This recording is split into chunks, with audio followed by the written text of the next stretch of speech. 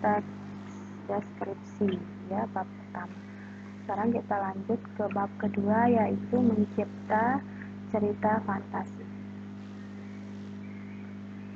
Yang pertama yaitu kalian harus tahu apa itu cerita fantasi. Cerita fantasi adalah gambaran peristiwa sesuai urutan waktu berdasarkan daya pikir dan daya hayal yang dituang dalam bentuk cerita. Kemudian ciri-ciri dari teks cerita fantasi itu, yang pertama, mengandung keajaiban, keanehan, atau kemisteriusan. Yang kedua, memiliki ide cerita. Ketiga, menggunakan latar lintas ruang dan waktu. Yang keempat, unik dan memiliki kesaktian. Yang kelima, bersifat fiksi atau fiktif.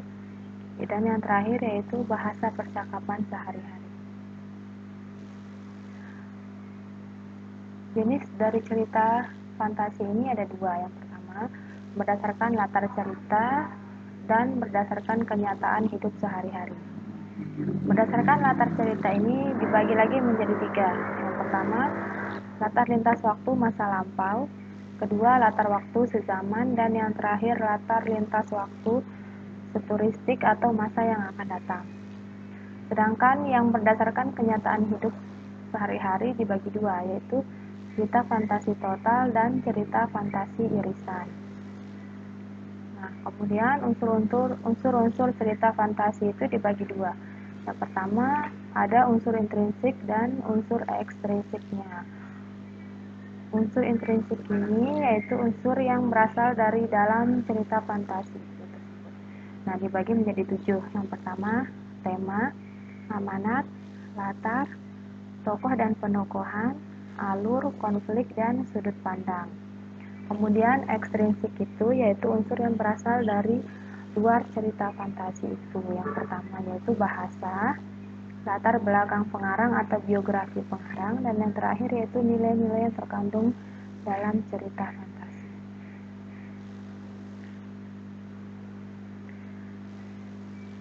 Cara penyampaian cerita fantasi itu ada dua. Yang pertama dengan cara lisan dan dengan cara tulis.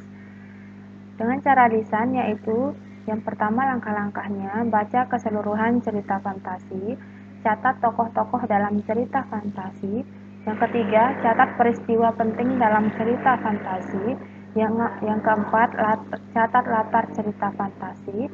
Yang kelima, ceritakan kembali cerita fantasi berdasarkan tokoh, peristiwa, dan latar yang telah dicatat. Yang keenam, perhatikan penampilan dan gerakan tubuh. Yang ketujuh, perhatikan intonasi, irama, artikulasi, dan lafaz. Yang kedelapan, ceritakan bagian pembuka, inti, dan penutup secara urut. Kemudian, yang secara tulis, langkah-langkahnya ada 3. Yang pertama, baca cerita fantasi dengan seksama. Yang kedua, tentukan peristiwa-peristiwa yang terdapat dalam cerita fantasi. Yang ketiga, kembangkan peristiwa-peristiwa tersebut menjadi sebuah cerita fantasi dengan kalimat sendiri. Nah, setelah itu kita lanjut ke struktur cerita fantasi itu ada 3. Yang pertama, ada orientasinya, ada komplikasi, dan yang terakhir yaitu resolusi. Kemudian kebahasaan dalam cerita fantasi itu yang pertama menggunakan kata ganti.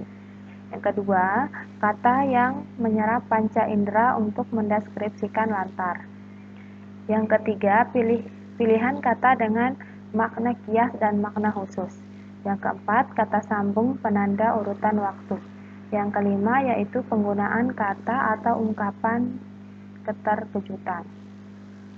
Cara menyusun teks fantasi itu ada 2. Yang pertama, merencanakan cerita fantasi, dan yang kedua yaitu menulis cerita fantasi. Nah, kemudian langkah menulis cerita itu yang pertama merencanakan cerita itu dibagi menjadi 4. Yang pertama yaitu menemukan ide penulisan, penggalian ide cerita, membuat rangkaian peristiwa, dan mengembangkan cerita fantasi. Kemudian menulis cerita fantasi itu dibagi menjadi 5. Yang pertama, merencanakan kerangka karangan. 2. Mengembangkan kerangka. 3. Memberi judul yang menarik. 4. Menelaah dan revisi. Dan yang ketiga yaitu mempublikasikannya. Nah, teks fantasi itu tidak banyak, hanya itu materinya. Kemudian kita lanjut ke bab 3, yaitu langkah tepat dengan teks prosedur.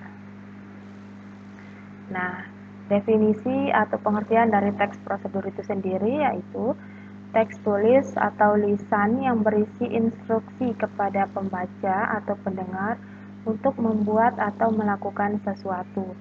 Teks ini dibuat untuk menggambarkan cara melakukan atau membuat melalui serangkaian tindakan atau langkah-langkah.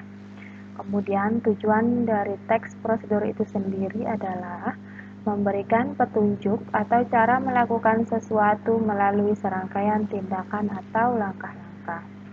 Nah, fungsi sosial teks prosedur itu adalah menginformasikan cara membuat atau melakukan sesuatu kepada pembaca atau pendengar. Contohnya, guru atau orang tua memiliki tanggung jawab untuk membuatmu paham cara memainkan angklung, melakukan gerakan tari saman, atau membuat minuman dari rempah-rempah. Nah, teks prosedur itu sendiri dibagi menjadi 3. Yang pertama yaitu teks prosedur membuat sesuatu. Contohnya yang pertama membuat layang-layang, membuat coto Makassar, atau membuat wedang ronde, atau membuat makanan yang lainnya. Nah, yang kedua yaitu teks prosedur memainkan alat atau memainkan sesuatu.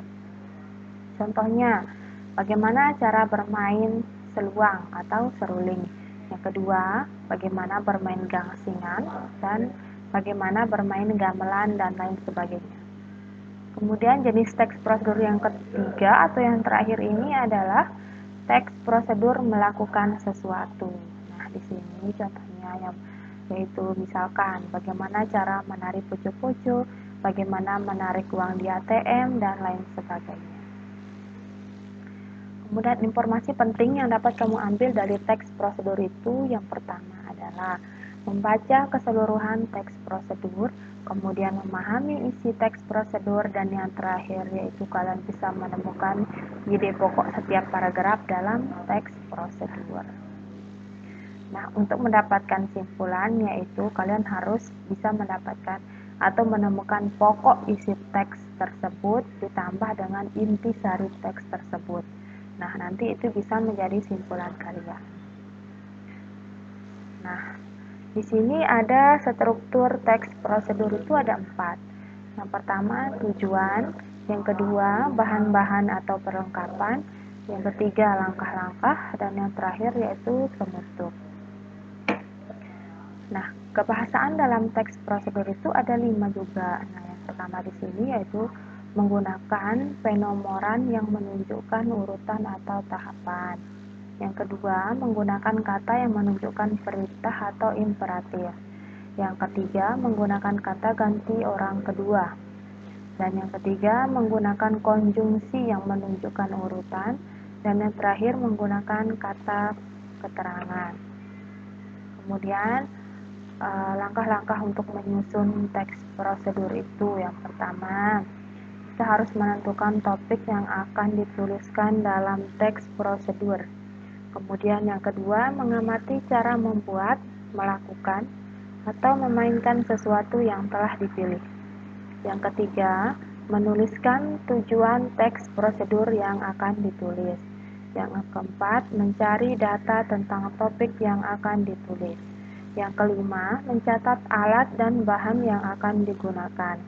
Yang keenam, menuliskan menjadi teks prosedur yang padu. Yang ketujuh atau terakhir di sini kita bisa mencatat langkah-langkah secara sistematis. Nah, untuk materi bab 2 dan bab 4 yaitu teks cerita fantasi dan teks prosedur sampai di sini. Untuk bab selanjutnya kita lanjutkan minggu depan. Assalamualaikum